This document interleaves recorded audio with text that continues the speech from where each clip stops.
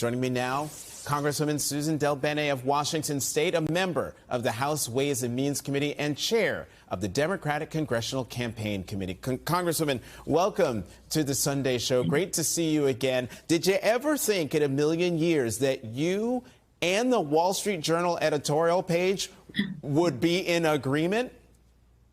Well, this will be devastating for American families. It absolutely will raise prices at the grocery store, at the gas pump, at the pharmacy counter.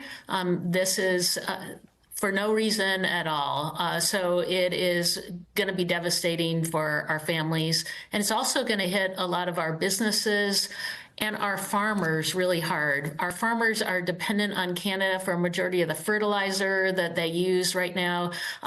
Prices of fertilizer would go up. Our farmers have tiny margins already. So you take away, you raise their costs and you take away their access to markets, that'll be devastating. These are all things that President Trump is causing when he puts these tariffs in place.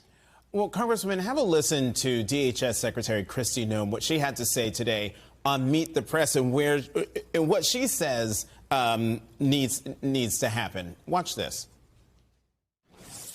I encourage their leadership teams to get on board and to make sure that they're not pushing up prices. If prices go up, it's because of other people's reactions to America's laws. Congresswoman, she says, I encourage their leadership teams to get on board, as if they aren't sovereign nations with their own interests. She doesn't make any sense at all. We know when tariffs like these go into place that they raise prices on American families. Americans are the ones who are paying this. This is a tax on American families. So the administration can try to divert or make things up, but the reality is there's a direct impact on American families and costs as a result of these tariffs. And, he's putting higher tariffs in place against our allies, Canada and Mexico. It makes no sense. And he didn't even consult with Congress on this either. So he's trying to do this using authorities that I don't believe he has. Another issue we're going to continue to work on in Congress. Well, I'm glad you brought that up, because I was just about to bring up your statement from yesterday where you wrote, quote, "This is a blatant abuse of executive power." Talk more about that. Well, he can only move forward in putting emergency tariffs in place, first by declaring emergency, consulting with Congress and describing to Congress why he thinks there's an emergency and what his plan is to do. He has to do that before he could ever take a step in actually implementing a tariff. He has done none of that. And this was not intended, these emergency authorities were not intended for tariffs against our allies. They were intended for issues that came up with adversaries. So I have legislation to clarify yet again that he doesn't have the authority to do this. We'll continue to fight this legislatively. It will be litigated in the courts, but the short-term impact is prices are going to go up for families, and it highlights that this was never a priority for Republicans to lower costs for American families. Their focus right now is on raising costs for families, and it's important that we continue to remind people of that, and also highlights how important it is that we take back the majority in the House of Representatives. Well, we're going to get to that in a minute, but Congresswoman, so, we come on the air at 6 p.m., and the U.S. stock futures open trading at 6 p.m., and the world is already reacting. The stock Dow futures have fallen more than 500 points, or about 1%, since the Dow future trading opened over in Asia. Can you real quickly talk about the broader impact that this could have on our economy? Well, we talked about farmers and the impact on our farmers.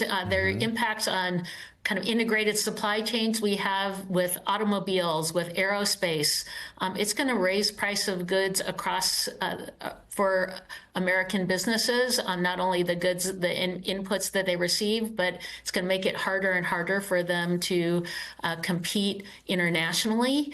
And markets could be closed to us in Canada, in Mexico, in China, making it harder and harder for American businesses. And we know one thing that's for sure for businesses and for the economy, they like stability and certainty, and these actions are anything but stability and certainty. They're creating chaos and confusion and raising costs.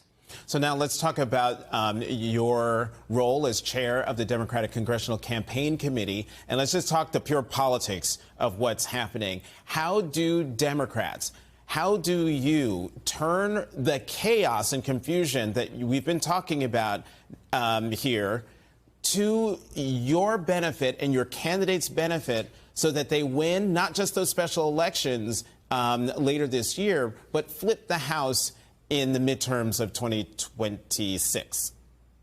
So remember, we actually picked up seats this past election. So Republicans have a microscopic majority in the House, just 3 seats. We are going to continue to hold Republicans accountable for the pain that they are putting American families through.